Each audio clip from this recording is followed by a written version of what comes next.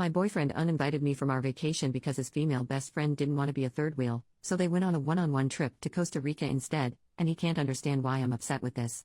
My 28F boyfriend, 29M, wanted to go on a vacation this summer to his mom's friend's house in Hawaii with me and his two best friends, 25M and 29F.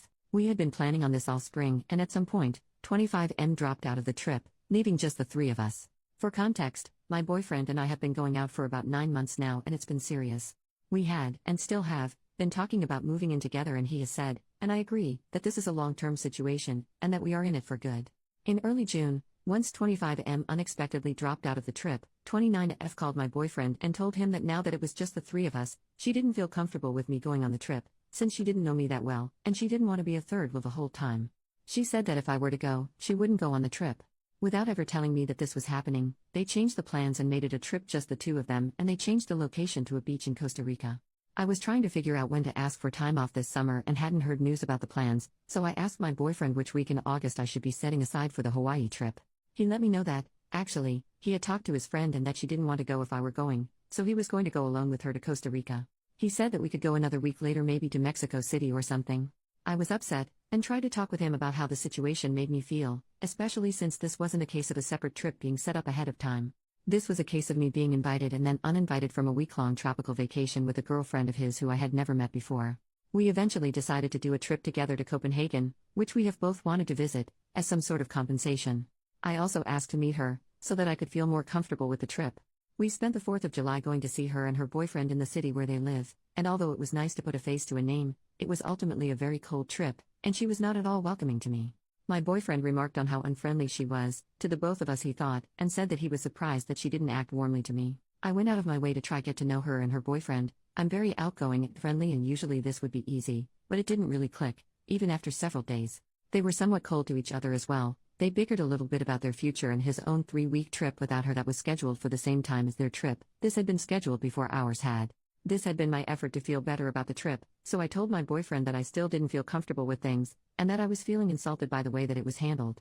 I had tried to make things smooth between all of us, and I asked him to please come up with something that could help me feel better about the trip. On a visit to his family, they asked about the trip and they were all shocked that he would have arranged it this way, and let me know that they would have been furious if they were in my position, which triggered a fight in which I asked him to please help come up with a strategy to make me feel better and more secure about them going together without me.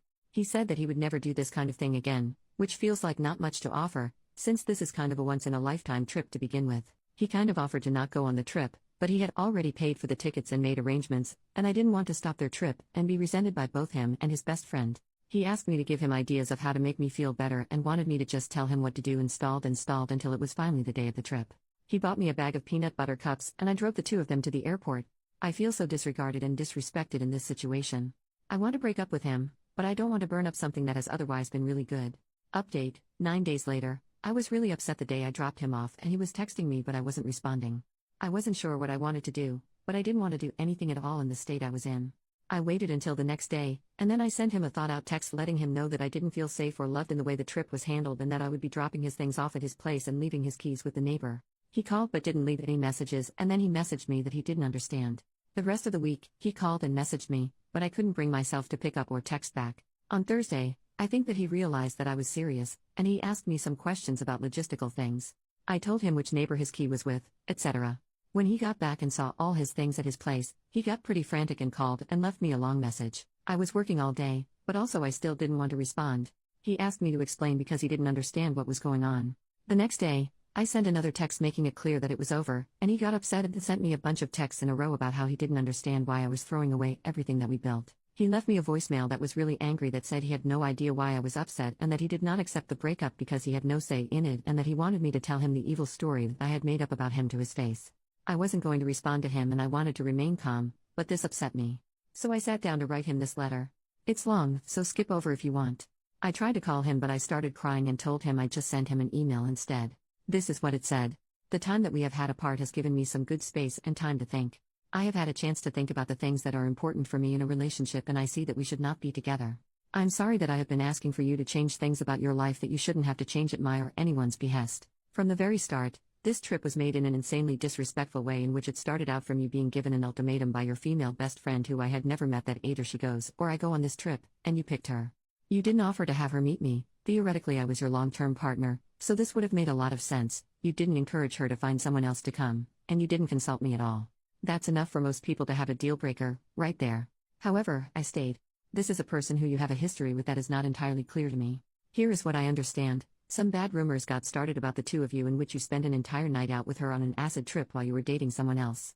Nothing happened. The other thing I understand is that you were interested in her romantically at some, theoretically other, point and that she started dating her boyfriend, and that closed the door on things for you. According to what I also understand, it took a long time for 29F's boyfriend to feel comfortable with you being around, but you apparently worked to ultimately make him feel comfortable with you after I'm not sure how long. This is the completely unknown person who shut me out of a trip that I was originally going to go on, unilateral decision. You did not tell me this was happening until I asked when the trip to Hawaii would be. You purchased tickets in another very disrespectful situation in which I have cooked dinner and have guests present, and you choose to go into my room for well over an hour to select tickets with her, and in which I repeatedly ask you to please come to dinner because you say it will just be a few more minutes each time. There is absolutely no reason for doing it at that time and in that situation, seeing as how she is in the same time zone as us and has a 9-to-5 job. This makes me feel sick to my stomach. So, to make myself feel better about this whole arrangement, I tell you that I want to meet this person. On my request, we arrange a trip to go meet her and her boyfriend, a brief trip in which they are, and you explicitly agree, inexplicably cold.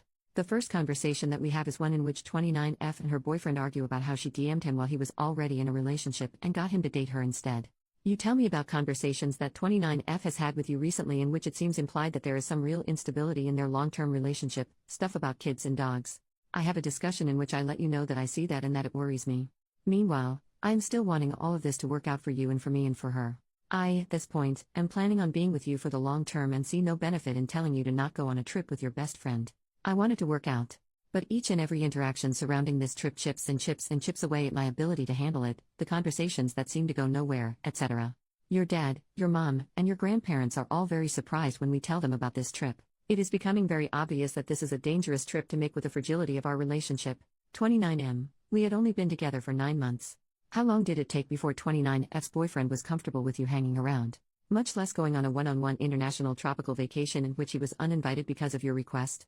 We go over it with friend at the rock climbing gym. We go over it in the car. We go over it while we're booking our Airbnb for Copenhagen. We go over it when I tell you that I still feel uncomfortable and I do not feel good about the trip. Talk about repeatedly saying something. Although I ask for you to help me, you actually ask me instead to come up with what would make me feel better. Surprisingly, I have no ideas either. Ultimately, it appears that the original plan to meet at my place and hang out and do a game night before you two go on the trip has been cancelled, and 29 will be staying at my place, but not hanging out with us at all beforehand. You attribute it to you not bringing it up with her early enough. This is apparently not something that was discussed even 2 nights before the trip. This upsets me. You do not know what to do. I don't blame you. At this point, it was well out of hand. I don't know what to do either. There is no good solution that I can think of besides waiting for the trip to be over. I tell you that either I have to get over it, or I have to break up with you, and that I don't want to break up with you. But my ability to get over it is rather worn down. She arrives at my place very late, and we wake up the next morning for me to take the two of you to the airport. After all of this lead up, I know that you can tell how unhappy I am. I fully absolutely know you can tell how unhappy I am. You leave, and when I don't respond to your text messages, you text me to tell me that you hope I'm okay and you're going to bed.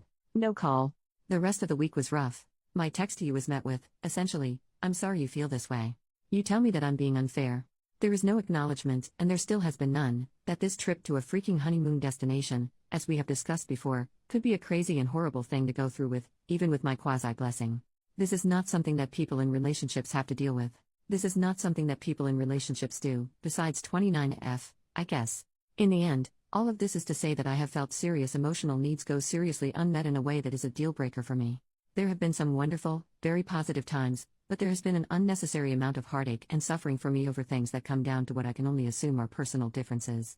I cannot handle your relationship with 29F, and I suppose I could ask you to pick between her and me, but that's not what I want to do. I want you to have your best friend, and I want to leave. I did love you, but I am not about to fight this fight and hear you tell me that I'm crazy for not seeing how totally platonic everything is for the rest of my life. It seems like trying to convince someone to like different food, or to have a different favorite color. I am not happy in this, and I do not want to feel these feelings any longer. There is no need for this to be mutual. I do not need your permission to break up with you. He wrote me back an apologetic email in which he accepted responsibility for most things without any argument, except he denied anything that had to do with his relationship with her making me feel uncomfortable, and he denied that I would not be able to handle their relationship. He said that the only thing that made their trip bad for me was my own perspective. I wrote him back that trust has to be built and that he put too much strain too early on a relationship in which we had not developed that trust. He agreed and apologized.